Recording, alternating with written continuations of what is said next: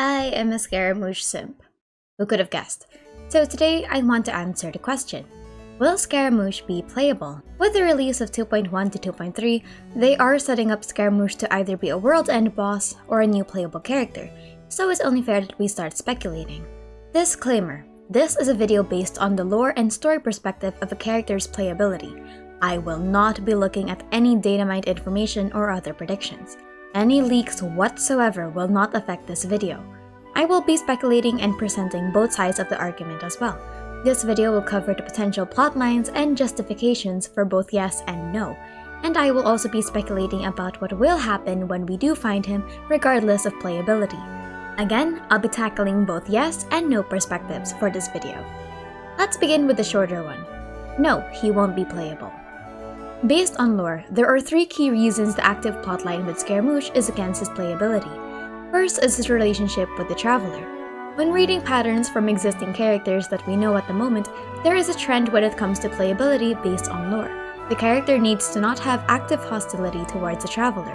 Characters that are already allied with the Traveler make this point relatively easy, but characters that don't know who the Traveler is also need to follow this criteria. When they meet, there can't be any ongoing bad blood between them, or at least resolve said bad blood by the end of a character story or plot. Additionally, playable antagonists in-game need to also relieve their hostility towards the Traveler after a plotline. For example, A and Tartaglia both had closure during the end of their Archon quest, and even more so with Tartaglia. It isn't impossible that Scaramuche will also fall down the same path if ever, but at the same time, that means a redemption arc is on its way. There are dangers when creating a redemption arc, especially if the effects of their actions are too soon to be forgiven. If the Traveler immediately just forgives and forgets what happened to the Resistance, then that would be a cheap payoff to the atrocities committed by the Fatui in 2.1's Archon quest. Additionally, Scaramuche's antagonistic perspective on human life makes the redemption much more difficult, because unlike A, who allegedly just wanted the Vision Hunt decree for more altruistic reasons, Scaramuche was more sadistic. Which brings me to my next point.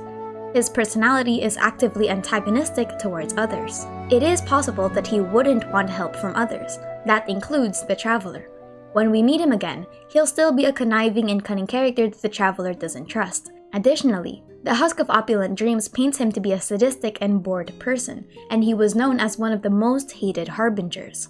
Normally, I would argue that his personality wouldn't be that big of a factor, but after seeing what the playable characters are like, it's quite difficult to say. The playable characters tend to have a reputation of either being altruistic or idealistic. Even Tartaglia, who was a combat-oriented person, had to be given the family Big Brother card to seem more sympathetic. Therefore, if Scaramuche is going to be playable, he would be the first active douchebag on the team. Is that a bad thing? Not necessarily, but it does break from the conventional pattern of character alignments we know, and if MiHoYo is known for anything, it's definitely keeping themselves on a pattern. But thirdly, he is an artificial human. This will be working both in favor and against his playability, so expect me to come back to this point later. Being an artificial human, the possibility of him being programmed by the Fatui is questionable. It's also possible that they can reprogram any form of defiance out of him. A factory reset, if you will. This will also work in A's favor if ever, but that has its own repercussions. A factory reset and wiping of memory would mean that the Kunikuzuchi's personality as Scaramuche would be removed or at least dampened, and that would make for a really dull character.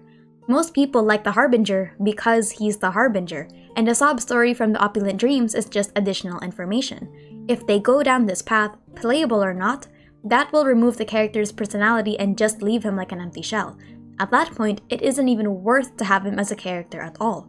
In the event that he isn't playable, that means he'll be killed. There are a lot of motivators on why the Traveler needs to stop him. Based on the Husk of Opulent Dreams, he doesn't seem to be in the best of conditions at the moment, and maybe even having the Gnosis is taking a great whiplash to his psyche. A Scaramuche boss fight might be on its way, and after 2 failed attempts at killing the Traveler, it could be a really good payoff. A cool puppet fight scene where we finally learn what the Gnosis can do in battle. According to the lore, he knows how to use a blade, so it isn't impossible that we get a fight similar to the Magokenki. So, moving on, let's go with the alternative argument. Yes, he will be playable. This will be focusing on the potential character motivations. I can speculate 4 ways the plot could go if he was ever to be playable.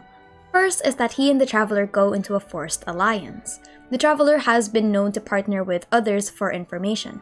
An example of this was Tartalia's Liyue Archon quest where he asks for help with the Adepti. So a forced partnership with Scaramuche would be favorable if the Traveler wants to learn more about the Gnosis from a first-hand perspective. Additionally, the Traveler could learn more information about Inazuma and the Fatui by partnering with Scaramuche. More so, Scaramuche hates the feeling of dull schemes, and the Traveler, being an entity from another world with the power of gods, would definitely intrigue him. The Traveler can share information about Celestia and the other worlds, given that Scaramuche's motivation is to surpass divinity. It would also help that the Traveler was strong enough to take down another Harbinger, though it isn't like Scaramuche cares. The Traveler and Scaramuche are also quite similar in most regards. Both are wanderers, both know what it's like to be cast aside by a god and put into slumber, both are also searching for power. The Traveler is also quite a sarcastic character, despite seeming like the savior of 3 nations. The Traveler understands that humans aren't as benevolent as they would like to think, and has a more cynical perspective about the world which would bounce off well with Scaramuche's statement about the human heart. On a side note, Scaramuche hates chatty humans and the Traveler speaks so little. But again, teaming with Scaramuche for any reason would mean a somewhat betrayal of the resistance. But that's like having Kokumi, Kazuha, and Goru on the same team.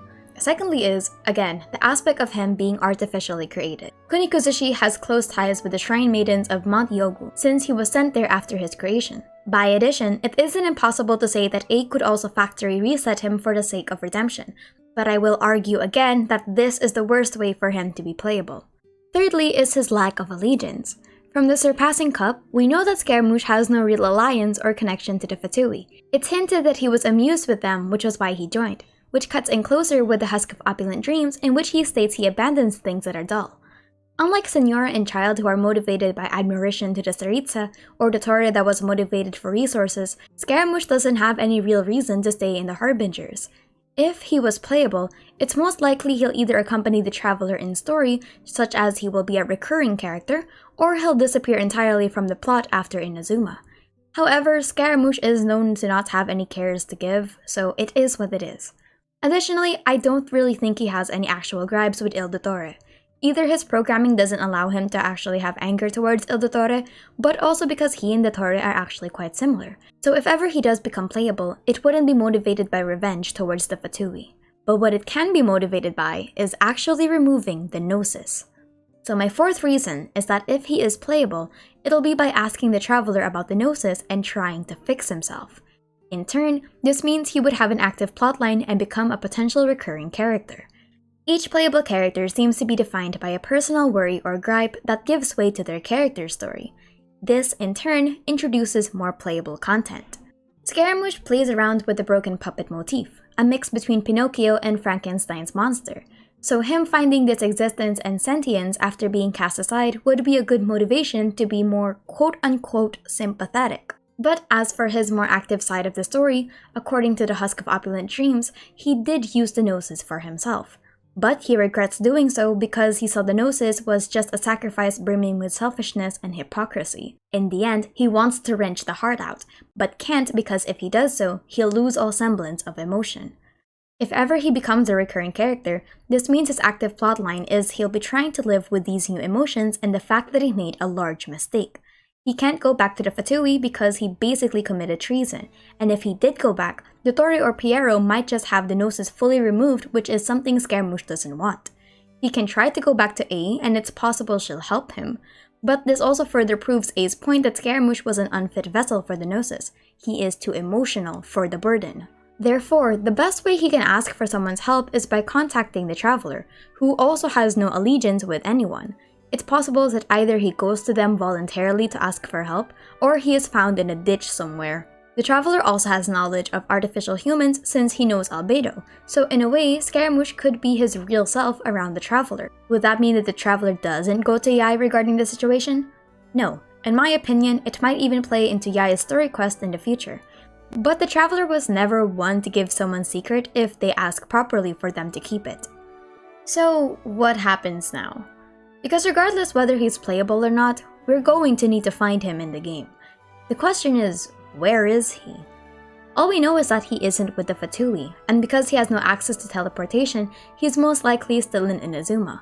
If I had to guess how his return will play out, in 2 years, it'll be that we find him somewhere in Inazuma. The Husk of Opulent Dreams names several places of interest, but my guess is either Surimi Island or Seirei Island. First is that both places are rather remote, so having other people bother him wouldn't be a problem. As for Seirei Island, his old home used to be the slumbering court, so it may be good symbolism. This will inevitably tie in with Yae because, as we know, she can manifest anywhere we bring the small artifact she gave us. In turn, either she or the traveler convinces Kunikuzushi about his own humanity, and he goes into existential dread for the rest of time. Will he turn a new leaf? Of course not. Absolutely not. The gnosis not working in his favor might have reintroduced trauma to him, and now he's more fragile than ever. The next time we see him, he'll most likely be a husk of his former attitude and going through a severe whiplash. But regardless, all I'm going to say is that they need to handle his story right. If this accidentally becomes another sob story that suddenly redeems him after everything he's done, then the character's beauty is just lost. But yeah, these are just my personal opinions on how Scaramuche could tie back into the story as a playable character, both against and for the argument. Thanks for chilling with me. Bye bye.